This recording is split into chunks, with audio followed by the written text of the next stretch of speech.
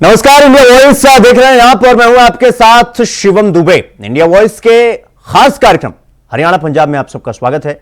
Bulletin की शुरुआत करेंगे, रुक करेंगे खबरों की ओर।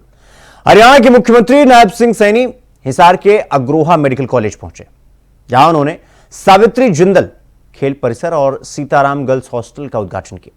मुख्यमंत्री नायब सिंह सैनी ने इस दौरान कहा कि ग्रामीण क्षेत्र में कॉलेज खुलने पर एक बेटी भावुक हो गई, क्योंकि बेटियों की इच्छा होती है कि पढ़ें, लेकिन कॉलेज दूर होने के कारण मां बाप बेटियों को नहीं भेज पाते हैं। हमने मिशन मोड में काम किया और आज किसी बेटी को दूर जाने की जरूरत नहीं है। क्योंकि मैं कई बार कॉलेज के अंदर गया,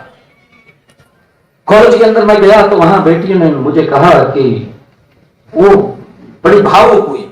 ग्रामीण क्षेत्र के अंदर कॉलेज खुला, बेटियों को पढ़ने के लिए नहीं, क्योंकि दिक्कत होती थी, बाहर नहीं भेज सकते थे। अगर कॉलेज दूर होता था, बेटी की पढ़ने की इच्छा होती थी कि मैंने पढ़ना है, परंतु मां बाप उस मजबूरी के आगे उसको नहीं भेज पाता था। कहीं तो भेज देते थे, परंतु कहीं नहीं भेज पाते थे।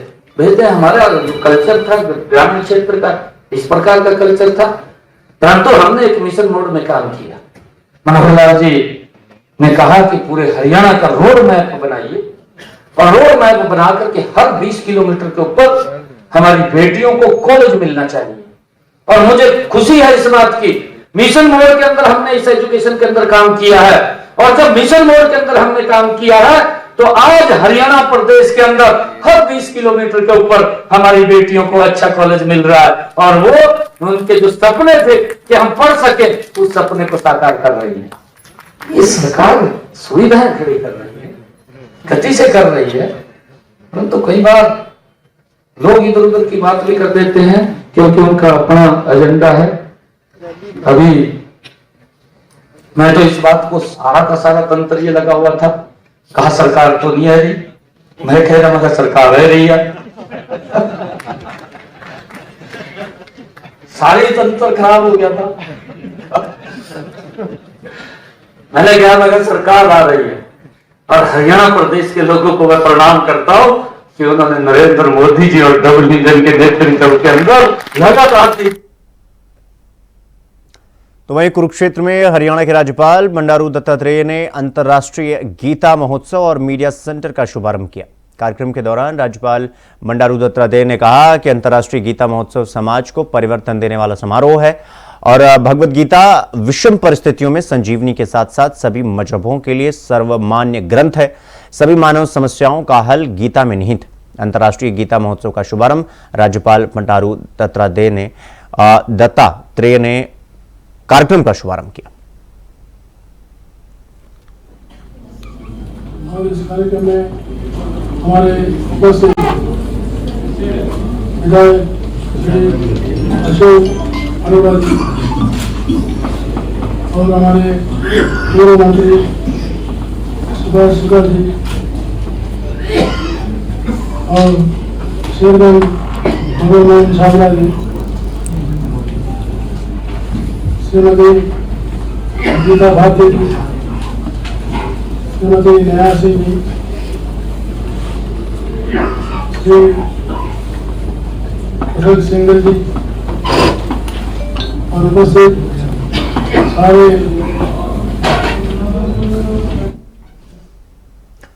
अगली खबर भी कुरुक्षेत्र से है, जहां शुक्रवार से अंतर्राष्ट्रीय गीता महोत्सव का आगाज हुआ और जिसमें कैबिनेट मंत्री कृष्ण बेदी ने गीता रन को हरी झंडी दिखाकर महोत्सव की शुरुआत की। मीडिया से बातचीत करते हुए कैबिनेट मंत्री कृष्ण बेदी ने कहा कि इस कृष्ण की धरा पर आज अंतर्राष्ट्रीय गीता महोत्सव मनाया जा रहा है। कुरुक्षेत्र में अंतर्राष्ट्रीय स्तर पर अंतर्राष्ट्रीय गीता महोत्सव को मनाने की घोषणा बीजेपी सरकार के कार्यकाल में शुरू हुई थी और अंतर्राष्ट्रीय गीता महोत्सव का शुभारंभ कृष्ण की धरा पर, कर्म की धरा पर स्वयं भगवान ने आकर हम सबको एक ऐसा संदेश दिया और उस संदेश को पूरी मानव जाति तक पहुंचाए, पूरे विश्व तक पहुंचाए, ऐसा हमारा कुरुक्षेत्र विकास बोर्ड का एक महत्वपूर्ण प्रयास है। और पिछले लगभग 20 साल से 94 से तो मैं भी गवाह हूं इस बात का कि 30 साल से इस प्रयास में यहाँ की कुरुक्षेत्र विकास बोर्ड लगा हुआ है। उससे पहले हमारी सामाजिक और धार्मिक संस्थाएं इसका आयोजन करती थी, परंतु 2014 में जब माननीय मनोहर लाल जी मुख्यमंत्री के रूप में गीता जयंती महोत्सव के समापन कार्यक्रम में पहुंचे, तब उन्होंने अंतर्राष्ट्रीय, ये प्रदेश स्तरीय कार्यक्रम था, राष्ट्रीय स्तर का कार्यक्रम था, अंतर्राष्ट्रीय स्तर का कार्यक्रम बनाने की घोषणा माननीय मनोहर लाल जी पूर्व मुख्यमंत्री हरियाणा सरकार ने की, और केवल घोषणा नहीं की, उसके ऊपर काम किया। और आज स्थिति ये है कि लगभग 50 से ज्यादा देश हमारे इस बहुत ही भव्य महोत्सव और आयोजन के अंदर पार्टिसिपेट करते हैं। और हमारे सौभाग्य की बात है कि इस बार हमारे पार्टनर स्टेट के रूप में उड़ीसा और पार्टनर देश के रूप में तंजानिया पार्टिसिपेट करेगा। और जिस प्रकार का उत्साह इस कार्यक्रम को लेकर केवल कुरुक्षेत्र के 48 कोस के लोगों में नहीं है, पूरे हरियाणा प्रदेश के प्रत्येक गांव में, प्रत्येक वर्ग में इसका महोत्सव का बहुत बेसब्री से इंतजार किया जाता है। और जिस प्रकार बड़े बड़े मन से यहाँ की धार्मिक सामाजिक संस्थाएं कुरुक्षेत्र विकास बोर्ड का सहयोग करती हैं, और जो हमारा यहाँ पर मेला चलता है उसमें लोगों का अब साइड बाई साइड साथ लगते प्रांतों का भी एक महत्वपूर्ण पार्टिसिपेशन भी होता है, और वहां के लोगों के लिए आकर्षण भी होता है। तो ये बड़ा इवेंट है। आज इसकी शुरुआत विधिवत रूप से कुरुक्षेत्र विकास बोर्ड की पूरी टीम ने गीता रन के माध्यम से की है, जिसमें 10 किलोमीटर की पुरुष दौड़ है और 5 किलोमीटर की महिला दौड़ है। और उनके लिए जो विजेता होंगे उनके लिए एक बहुत बड़ा, पहली बार एक ऐसा कैश प्राइज इनाम यहां पर रखा। वहीं हरियाणा के पूर्व मुख्यमंत्री भूपेंद्र सिंह हुड्डा आज सोनीपत में एक निजी कार्यक्रम में शिरकत करने पहुंचे, जहां उन्होंने मीडिया से बातचीत करते हुए कहा कि हरियाणा सरकार अपराध पर लगाम लगाने में असफल हुई है और हरियाणा अपराध की राजधानी बनती जा रही है। और वहीं उन्होंने कहा कि हमारे पास हरियाणा में राज्यसभा सांसद के लिए पूरे नंबर नहीं है। और बजरंग पुनिया के नाडा से निलंबन पर बोलते हुए उन्होंने कहा कि खेल और खिलाड़ी पर द्वेष की राजनीति नहीं होनी चाहिए। तो मैं शुरू से कह रहा हूँ कि जो है अपराध बहुत तेजी से बढ़ रहा है, और ये विफल सरकार है, इसका कोई ध्यान नहीं। तो ये तुरंत जो है इसका कदम उठाने चाहिए ताकि लोग शांति रहे। आज कोई भी हरियाणा में अपने आप को सुरक्षित महसूस नहीं कर रहा है, सब अपने आप को असुरक्षित महसूस कर रहे हैं, और सुरक्षा सबसे पहला कर्तव्य होता है सरकार का। आगे इस कांग्रेस ने ज्यादा इन्होंने कौन सा दिया, इन्होंने चिन्ह है, हम लोग 4,00,100 गज के प्लॉट दिए, इन्होंने दिया हो तो एक बताओ। सिर्फ बात में है। इन्होंने 2 काम किए हैं, अभी नई सरकार बनी, बाकी देखेंगे। 2 काम किए हैं, एक तो किसान के लिए खाद नहीं दी और MSP नहीं मिल रही, 2 काम किए हैं। तो उसके बच्चे जो है और पहलवान पालने में पहचाने जाते हैं कि क्या कर रहा है। जहाँ खिलाड़ी का सवाल हो वहां कोई राजनीति। अगली खबर सिरसा से है, जहां ट्यूबवेल कनेक्शनों में अधिकारियों और ठेकेदारों द्वारा नकली केबल लगाने के मामले में अब ताजा बयान सामने आया है। आपको बता दें कि फिनोलेक्स कंपनी के एजेंसी संचालक जतिन मिचनाबादी ने मीडिया के सामने खुलासा करते हुए कहा कि इस मामले में अधिकारी और ठेकेदार एक साथ मिलकर जनता के पैसे की हेराफेरी कर रहे थे।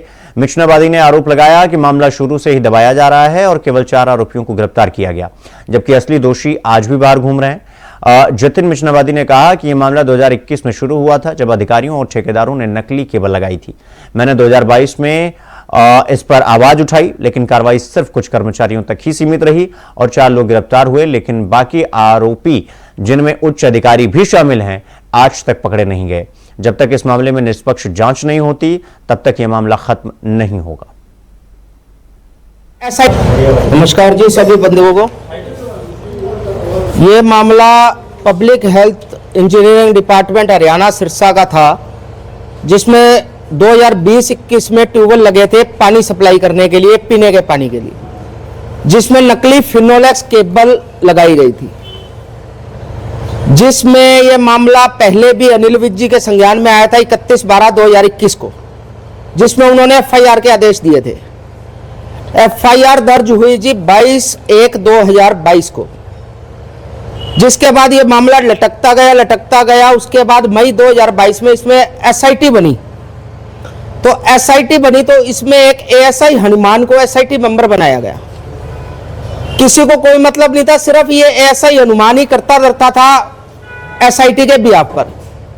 जो कुछ करा एएसआई हनुमान ने करा, फाइल जो भी चलाई एएसआई हनुमान ने चलाई। 3 नवंबर 2022 में 4 पब्लिक हेल्थ के अधिकारियों को गिरफ्तार किया गया, जिसमें मोहनलाल, सीताराम, कालूराम और रंजीत सिंह मलिक एक्सियन था। उसके बाद सिर्फ एक दुकानदार जो कैथल का था उसको कॉपीराइट में बुक कर लिया, जबकि उस पर 120 भी और 420 भी बनती थी। उसको थाने से ही जमानत दे दी गई। कुछ ठेकेदारों ने एंटीसिपेटरी बेल लगाई सेशन कोर्ट में, उसके बाद हाई कोर्ट भी गए, जहां से उनकी हाई कोर्ट से भी बेल डिसमिस हुई। आज तक वो ठेकेदार अरेस्ट नहीं हुए हाई कोर्ट से बेल डिसमिस होने के बाद भी।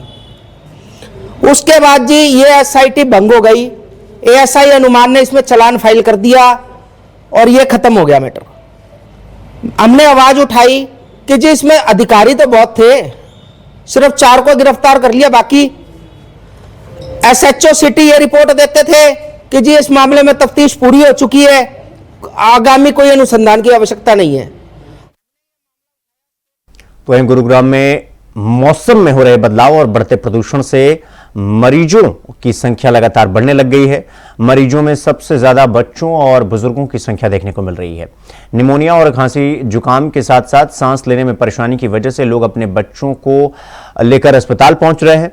सरकारी और निजी अस्पतालों में मरीजों की संख्या लगातार बढ़ती ही जा रही है। यद्यपि अगर मैं आपकी बात को आगे रखूं, लेकिन एक जो संज्ञान लेने वाली बात है कि स्कूलों को ओपन कर दिया गया है, क्योंकि अभी AQI जो है वेरी पुअर से पुअर स्टेट में या मॉडरेट में कुछ जगह भी हो गया है, लेकिन अभी वेरी पुअर या सीवियर नहीं रहा है। तो स्कूल इसीलिए ओपन किए गए हैं, लेकिन सावधानी बरतने की अभी जरूरत है, क्योंकि अभी भी स्मोग कुछ एरियाज में फोग की वजह से बन जाता है। तो ऐसे में खास करके बुजुर्ग और जो छोटे बच्चे हैं उनको अभी एहतियात बरतने की जरूरत है। छोटे बच्चों में और बुजुर्गों में इस मौसम में, बड़ों की अगर मैं बात करूं तो COPD या अस्थमा जो एग्जर्बरेट होने के चांसेस रहते हैं, रेस्पिरेटरी इलनेस के या पुराने हृदय रोगी हैं उनको भी एग्जर्बरेट होने के चांसेस रह जाते हैं। छोटे बच्चों में खास करके ये सीजन वैसे भी हम जो है सांस का एक हमारा प्रोग्राम चलता है जिसमें हम रेस्पिरेटरी इलनेस और निमोनिया की प्रिवेंशन के बारे में बात करते हैं। और स्मोक की वजह से या AQI डिटोरिएट होने की वजह से छोटे बच्चों में ये रेस्पिरेटरी इलनेस पर्टिकुलरली अस्थमा और सर्दियों में जैसा मैंने बताया निमोनिया की समस्या बन जाती है। और ऐसे में हम न केवल सावधानी बरतते हैं बल्कि हम अपने डॉक्टर्स को ट्रेनिंग भी देते हैं और सिविल हॉस्पिटल्स को सभी को और SDH को या जो हमारी पीडियाट्रिक्स यूनिट्स हैं उनमें एहतियात बरतने के लिए या दवाइयाँ उपलब्ध कराना भी सुनिश्चित करते हैं। लेकिन जैसा मैंने पहले बताया सबसे अच्छा समाधान जो है इसका यही है कि इस मौसम में आप सावधानी बरतें और जब तक आवश्यक ना हो घरों से बाहर अभी ना निकलें जब तक स्मोक या AQI सीवियर रहता है। और अगर निकलना पड़े तो अभी सामान्य, क्योंकि पुअर कैटेगरी वेरी पुअर से पुअर में हो गया है, तो अभी आप सिंपल मास्क यूज कर सकते हैं। और बुजुर्गों को यही सलाह दी जाएगी कि सुबह की सैर अभी कुछ दिन के लिए और अवॉइड करें। यहां पर रुकेंगे एक छोटे से ब्रेक के लिए, खबरों का सिलसिला जारी है, फौरन लौट रहा है। तो ब्रेक के बाद एक बार फिर आप सबका स्वागत है मेरे साथ। रुक करेंगे अगली खबर की ओर। हरियाणा के कुरुक्षेत्र में नशा मुक्त हरियाणा अभियान के तहत NCB की टीम ने जागरूकता अभियान चलाया। तो वहीं उप निरीक्षक डॉक्टर अशोक कुमार वर्मा ने कहा कि नशा करना हमारी संस्कृति में नहीं है, कोई धर्म भी नशा करना नहीं सिखाता है, सिर्फ कुछ लोग अपने फायदे के लिए युवा पीढ़ी को बहकाने में लगे हुए हैं। हमारे पड़ोसी मुल्क हमारी युवा पीढ़ी को बर्बाद करना चाहते हैं। उप निरीक्षक डॉक्टर अशोक कुमार वर्मा साइकिल चलाकर कार्यक्रम स्थल पर पहुंचे और साइकिल के माध्यम से लोगों को जागरूक करने का काम किया। उन्होंने छात्रों को नशा ना करने की शपथ भी दिलाई, साथ ही छात्रों को नशीले पदार्थों के बारे में जानकारी दी। आज हमारे स्कूल में Arya senior secondary school Thanesar Kurukshetra में डॉक्टर अशोक जी द्वारा नशे पर, साइबर क्राइम पर और ट्रैफिक रूल्स के नियमों के पालन करने के बारे में एक प्रोग्राम कराया गया, जिससे बच्चों ने बहुत ज़्यादा सीखा है और बहुत सारी ऐसी बातें बताई गई हैं कि किस प्रकार से हमें नशे से दूर रहना चाहिए, नशा कहाँ से शुरू होता है और उसको कैसे खत्म किया जाए। इसी प्रकार से साइबर क्राइम के बारे में किस प्रकार से आपको कॉल्स आती हैं, मोस्टली व्हाट्सएप कॉल आती हैं और उसके ऊपर साइबर क्राइम होता है। इसी प्रकार से ट्रैफिक रूल्स के बारे में भी डॉक्टर अशोक जी ने आज बच्चों को बहुत अच्छी बातें बताई। इसमें हमारे स्कूल के लगभग पूरा स्टाफ 30 के करीब स्टाफ था, बल्कि इसके साथ साथ कुछ बच्चे यूनिवर्सिटी कॉलेज से आए हुए थे जो ट्रेनिंग के लिए आते हैं स्कूल के अंदर, वो बच्चे भी शामिल थे। उन बच्चों ने भी बहुत अच्छी बातें इसमें सीखी हैं और इस कार्यक्रम की बहुत ज़्यादा तारीफ की है। तो मैं यही कहना चाहूँगा। वहीं हरियाणा के कैथल जिले में एक बाल विवाह का मामला सामने आया है, जिसको पुलिस ने मौके पर पहुंचकर रुकवा दिया। नाबालिग बच्ची की शादी होने से ठीक पहले पुलिस ने एंट्री की और फिर जांच पड़ताल की तो सारा मामला खुल गया। जब लड़की की मां से लड़की की उम्र के सभी दस्तावेज मांगे गए तो आधार कार्ड दिखाया गया, जिसमें लड़की की उम्र 14 साल पाई गई। घर वालों ने पुलिस को बताया कि हमने इसकी उम्र गलती से कम लिखवाई हुई है। जिस उम्र का जिक्र लड़की वालों ने किया उसके अनुसार भी लड़की नाबालिग पाई गई। परिजन इस दौरान डर गए क्योंकि बाल विवाह करवाने पर केस दर्ज होता है। पुलिस ने नाबालिग लड़की के घर वालों को समझाया और एक सहमति पत्र परिवार की ओर से लिया गया और लड़की के बालिग होने तक शादी न करने की बात परिवार वालों ने मानी और उसके बाद पुलिस वहां से रवाना हुई। इस बीच रास्ते में बारात को भी लौटना पड़ा बीच से ही और पुलिस अधिकारी रणबीर ने बताया कि पुलिस ने बाल विवाह को रुकवा दिया। तो हमें सूचना मिली थी कि एक नाबालिग लड़की है जिसकी शादी करवाई जा रही है। इस सूचना पर हम यहाँ आए थे। हमने यहाँ आने के बाद पता लगा वो लड़की वाकई में नाबालिग है, तो उनके परिवार वालों से बात उन्होंने उसे लिखित में ले लिया। उन्होंने मना कर दिया, हम शादी नहीं करेंगे, हमने ये शादी उनके फेरे करवाने से पहले, शादी होने से पहले रखवा दी। तो मौके पर आके देखा किस तरह की तैयारी है थी सर, और शादी क्या आज ही होनी थी? हाँ, ये मौके पे शादी की तैयारी में थे। ये जो इनकी मदर है, विडो है, ये इसके पास 5-6 बच्चे हैं। इसने बताया भाई मेरी बच्ची है जो बार बार उस लड़के के साथ संपर्क में थी और इनका कोई पारिवारिक मामला होगा। ये इन्होंने हमारे पास पहले इस बारे में कोई शिकायत नहीं दी, तो इसी कारण से। तो वहीं अगली खबर अंबाला से है, जहां सेंट्रल जेल अक्सर सुर्खियों में बना रहता है और एक बार फिर सेंट्रल जेल चर्चाओं में आ गया है। इस बार मामला जेल में मोबाइल फोन मिलने का नहीं बल्कि कैदियों की आपसी लड़ाई का है। यह लड़ाई इतनी बढ़ गई कि प्रदीप नाम का कैदी जो रेप केस में सजा काट रहा था, उसका 2 कैदियों ने सर फोड़ दिया, जिसे गंभीर चोटें आई। इसके बाद जेल प्रशासन ने इन सभी की लड़ाई को छुड़वाया और मारपीट करने के मामले में भी 2 अन्य कैदियों के खिलाफ और मुकदमे दर्ज किए गए।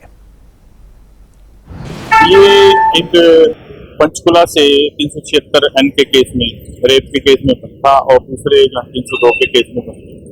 जो उनका किसी आपस में बातचीत करी, उन्होंने कहा कि जी उसने उसको गालियां दी हैं प्रदीप को, तो प्रदीप ने भी गालियां दिया उनको, इन बंदों को।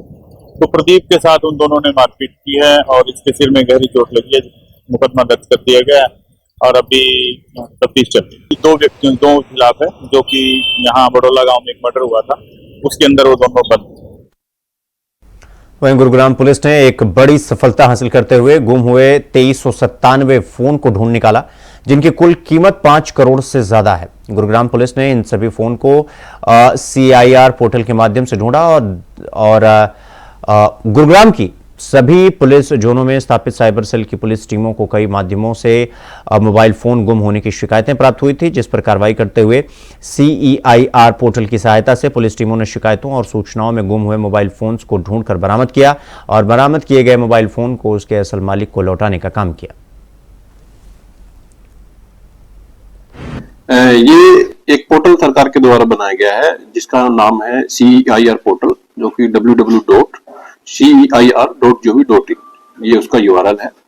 तो जिस भी व्यक्ति का अगर कोई मोबाइल फोन गुम होता है तो वो व्यक्ति अपने नजदीकी पुलिस स्टेशन में या हरसमय के माध्यम से ऑनलाइन अपनी मोबाइल फोन लॉस्ट की कंप्लेंट रजिस्टर करवा करके और उस लॉस्ट की कंप्लेंट को वो इस पोर्टल पर अपलोड कर सकता है। इस पोर्टल पर अपलोड करने के लिए उसको NCR जो कॉपी जो उसने ऑनलाइन करवाई है पुलिस कंप्लेंट की कॉपी, वो एक अपना खुद का आइडेंटिटी प्रूफ तथा एक मोबाइल फोन का बिल उसको उस पोर्टल पर अपलोड करना होता है। उसके बाद वो फोन का IMEI ब्लॉक हो जाता है। इसमें विशेष जो बात है ध्यान रखने योग्य ये है कि जैसे ही व्यक्ति अपनी कंप्लेंट उस पोर्टल पर डालता है तो उसमें आपके का जो सिम कार्ड है वो जितने भी मोबाइल फोन में चला है वो सभी की सभी उस लिस्ट में शो करता है। तो जो मोबाइल फोन आपका गुम हुआ है केवल वही IMEI आपको सिलेक्ट करना होगा और जिसके बाद उसकी ट्रेसेबिलिटी पुलिस के द्वारा की जाती है। तो गुरुग्राम पुलिस के द्वारा पुलिस आयुक्त श्री विकास कुमार अरोड़ा जी के निर्देशों के अनुसार काम करते हुए एक तो वहीं अगली खबर पंजाब से है, जहां राज्य को नशा मुक्त बनाने और पंजाब के युवाओं को नशे से दूर रखने के उद्देश्य से BSF ने साइकिल रैली का आयोजन किया, जो आज अमृतसर की तहसील भजनाला के गांव दयाल भट्टी पहुंची, जहां CO बृजमोहन पुरोहित ने साइकिल रैली का स्वागत किया। साइकिल रैली में बड़ी संख्या में युवा और आम लोगों ने भाग लिया। इस मौके पर BSF की 117 बटालियन के कमांडर बृजमोहन पुरोहित ने कहा कि हर साल BSF राइजिंग मनाता है। पंजाब में युवाओं को नशे के प्रति जागरूक करने के लिए साइकिल रैली का आयोजन किया गया है। इस रैली को आयोजित करने का खास मकसद युवाओं को प्रेरित करना है ताकि युवा पढ़ाई करें और नशा छोड़ दें। My name is Corporal Anuprit Singh. I'm from the British Army and I'm with the Warrant Officer Mr. Ashok Chauhan. So yeah, ਅਸੀਂ ਅੱਜ ਇੱਥੇ ਹੈਗੇ ਆ ਜੀ ਸਾਰਾ ਗੜੀ ਦਾ ਜੋ ਪੂਰਾ ਇਵੈਂਟ ਡਾਕਟਰ ਗੁਰਿੰਦਰਪਾਲ ਜੀ ਨੇ ਆਰਗੇਨਾਈਜ਼ ਕੀਤਾ ਤੇ ਬਹੁਤ ਵਧੀਆ ਉਪਰਾਲਾ ਹੈ। ਸਾਡੀ ਹਿਸਟਰੀ ਨੂੰ ਯਾਦ ਰੱਖਣਾ ਬਹੁਤ ਜ਼ਿਆਦਾ ਜ਼ਰੂਰੀ ਹੈ ਕਿਉਂਕਿ ਕੌਮਾਂ ਉਹੀ ਬਚਦੀਆਂ ਜਿਨ੍ਹਾਂ ਦੀ ਹਿਸਟਰੀ ਯਾਦ ਹੁੰਦੀ ਹੈ ਤੇ ਇਹ ਬਹੁਤ ਔਖਾ ਕੰਮ ਹੈ, ਸੌਖਾ ਕੰਮ ਨਹੀਂ ਹੈਗਾ, ਪਰ ਇਹਨਾਂ ਨੇ ਕੋਸ਼ਿਸ਼ ਕੀਤੀ ਹੈ ਤੇ ਅਸੀਂ ਆਓ ਤੁਸੀਂ ਸਾਰੇ ਸਪੋਰਟ ਕਰੋ ਤੇ ਪੰਜਾਬ ਗਵਰਨमेंट ਦਾ ਬਹੁਤ ਧੰਨਵਾਦ जिन्हों ने सारा कुछ करने च सपोर्ट भी की। तो वहीं बरनाला की तपा तहसील में तैनात तहसीलदार सुखचरण सिंह को विजिलेंस ब्यूरो की टीम ने 20,000 रुपए की रिश्वत लेते हुए रंगे हाथों गिरफ्तार कर लिया, जिसके बाद उन्हें बचाने के लिए पंजाब रेवेन्यू एसोसिएशन ने सभी तहसील कार्यालय बंद कर दिए और तहसीलदार के खिलाफ हुई कार्रवाई का विरोध किया। लेकिन गिरफ्तार तहसीलदार के खिलाफ और शिकायतकर्ता किसान के हक में किसान संगठनों ने भी मोर्चा खोल दिया और चेतावनी देते हुए कहा कि अगर बिना जांच और कार्रवाई के तहसीलदार को छोड़ा गया तो उसके खिलाफ विरोध और भी तेज किया जाएगा।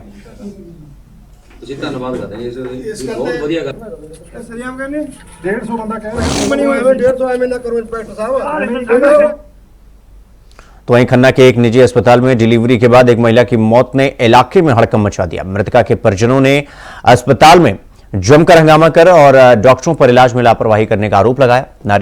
नाराज परिजनों ने अस्पताल के खिलाफ रोष प्रदर्शन करते हुए सख्त कार्रवाई की मांग की। हालात बिगड़ते देख पुलिस अधिकारी मौके पर पहुंचे और परिजनों को बामुशक्कत बड़ी मुश्किल से शांत कराया। बाजवा हॉस्पिटल ਦੇ ਵਿੱਚ ਮੈਂ ਵਾਈਫ ਨੂੰ ਲੈ ਕੇ ਆਇਆ ਸੀਗਾ ਜੀ, ਪ੍ਰੈਗਨੈਂਸੀ ਤੇ 25 ਤਰੀਕ ਨੂੰ ਰਾਤ ਨੂੰ 11 ਵਜੇ ਲੈ ਕੇ ਆਏ ਜੀ ਅਸੀਂ। ਸਵੇਰ 12:30 ਵਜੇ ਜੀ ਬੇਬੀ ਹੋਇਆ ਸੀਗਾ, ਆਪਰੇਸ਼ਨ ਬੜਾ ਹੋਇਆ ਸੀਗਾ। 12:30 ਵਜੇ ਤੋਂ ਬਾਅਦ ਜੀ ਚਲੋ ਜੀ ਉਹਨਾਂ ਨੇ ਕਮਰੇ में शिफ्ट कर ਦਿੱਤਾ ਸਾਨੂੰ, ਠੀਕ ਹੈ ਜੀ। ਉਸ ਤੋਂ ਬਾਅਦ ਜਿਹੜਾ ਆਪਣਾ ਵੀ ਉਹਨਾਂ ਨੇ ਜੋ ਆਪਰੇਸ਼ਨ ਕੀਤਾ ਸੀਗਾ, ਜੋ ਪਿਸ਼ਾਬ ਵਾਲੀ ਨਾਲੀ ਸੀ ਉਹਦੇ ਵਿੱਚ ਜੀ ਬਲੱਡ ਆ ਰਿਹਾ ਸੀਗਾ ਜੀ ਤੇ ਟਾਂਕਿਆਂ 'ਚੋਂ ਵੀ ਬਲੱਡ ਆ ਰਿਹਾ ਸੀਗਾ। ਤੇ ਮੈਂ ਜੋ ਉਹਨਾਂ ਦਾ ਸਟਾਫ ਸੀਗਾ ਉਹਨਾਂ ਨੂੰ ਮੈਂ ਸਟਾਫ ਵਾਲਿਆਂ ਨੂੰ ਕਿਹਾ ਵੀ ਬਲੱਡ ਆ ਰਿਹਾ ਵੀ ਤੁਸੀਂ ਚੈੱਕ ਕਰ ਲਓ। ਉਹ ਕਹਿੰਦੇ ਕੋਈ ਗੱਲ ਨਹੀਂ ਦੇਖ ਲੈਂਦੇ ਆ। ਉਹ ਆਏ, ਉਹਨਾਂ ਨੇ ਬਲੱਡ ਥੈਲੀ ਚੱਕ ਕੇ ਟੈਸਟ ਕੀਤਾ, ਕਹਿੰਦੇ ਕੋਈ ਗੱਲ ਨਹੀਂ। ਉਹਨਾਂ ਨੇ ਇੰਜੈਕਸ਼ਨ ਲਾ ਦਿੱਤਾ, ਕਹਿੰਦੇ ਬਲੱਡ ਜੋ ਮਾੜਾ ਮੋਟਾ ਹੋਊਗਾ ਇਹ ਰੁਕ ਜਾਊਗਾ, ਵੀ ਅੰਦਰ ਜੋ ਜੰਮ ਗਿਆ ਉਹ ਨਿਕਲ ਜਾਂਦਾ ਹੁੰਦਾ। ਜੀ ਠੀਕ ਹੈ ਜੀ। ਉਸ ਤੋਂ ਬਾਅਦ 2 ਘੰਟੇ 3 ਘੰਟੇ ਬਾਅਦ ਸਾਡਾ ਫੇਰ ਮਰੀਜ਼ ਤੰਗ ਹੋ ਗਿਆ ਜੀ। ਉਹ ਕਹਿ ਰਹੇ ਵੀ ਮੈਨੂੰ ਮੇਰਾ ਦਮ ਘੁੱਟ ਰਿਹਾ, ਮੈਨੂੰ ਸਾਹ ਕੰਮ ਆ ਰਿਹਾ, ਵੀ ਮੈਡਮ ਨੂੰ ਲਿਆ ਬੁਲਾ ਕੇ। ਮੈਂ ਸਟਾਫ ਨੂੰ ਫੇਰ ਗਿਆ ਜੀ ਲੈਣ, ਉਹਨਾਂ ਸਟਾਫ ਨੂੰ ਜਾ ਕੇ ਕਿਹਾ ਵੀ ਮੇਰੇ ਮਰੀਜ਼ ਬਹੁਤ ਸੀਰੀਅਸ ਹੈ।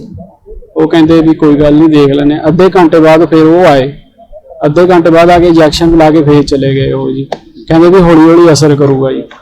ਚਲੋ ਕੋਈ ਨਹੀਂ। हाँ जी, सारी बात जी असं मैडम ने उड़ीकी गए, बड़ी मैडम आई नहीं कोई भी। चलो सुबह 8 बजे बड़ी मैडम आई जी। मैडम ने आके कहा, कहते भी एमरजेंसी लेके जाना पैना। मैं ले एमरजेंसी च ले गए। वो आके मैनू कहते भी ब्लड नहीं हैगा, भी ब्लड लेके आओ। सुबह ब्लड मिलना नहीं सी। उन्होंने सानू नंबर लेके दिता कागज़ से, जिथे रेंट कॉलेज के हॉस्पिटल आई। उत्थे गया जी मैं, ਉੱਥੋਂ ਮੈਂ ਬਲੱਡ ਲਿਆ ਜੀ, ਮੈਂ ਤੁਰ ਪਿਆ ਜੀ ਉੱਥੋਂ। ਉਹਨਾਂ ਨੇ ਮੇਰੇ ਮਗਰੋਂ ਜੀ ਉਹਨਾਂ ਦਾ ਦੁਬਾਰੇ ਆਪਰੇਸ਼ਨ ਮੇਰੇ ਸਾਰੇ ਹਾਂ ਬਿਨਾਂ ਪੁੱਛੇ ਜੀ ਉਹਨਾਂ ਨੇ ਆਪਰੇਸ਼ਨ ਕਰ ਦਿੱਤਾ ਜੀ। ਉਸ ਤੋਂ ਬਾਅਦ ਮੈਂ ਆਇਆ, ਇਹਨਾਂ ਨੇ ਚੱਕ ਕੇ ਨਾਲ ਦੇ ਹਸਪੀਟਲ ਚ IVL ਚ दाखिल करा दिता जी। तो हरियाणा पंजाब में फिलहाल आज के लिए बस इतना ही। देश और दुनिया की तमाम खबरों को देखने के लिए देखते रहिए इंडिया वॉइस। नमस्कार।